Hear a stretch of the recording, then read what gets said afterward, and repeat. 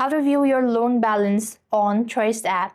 Hey guys, welcome back to our channel. In this video, I'm going to show you the procedure on how can you view your loan balance on Truist app.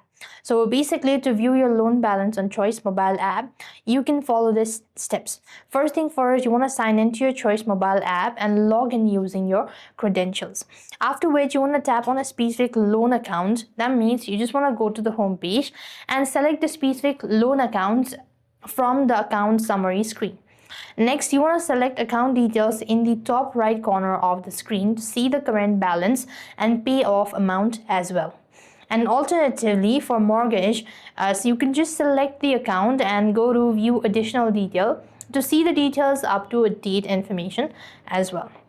And likewise, if you think that this procedure is lengthy, you could simply go ahead and contact a support team and a toll-free number, and that's how you can view your loan balance on Truist app. So with that, we've completed the steps. Thank you for watching. See you in the next video.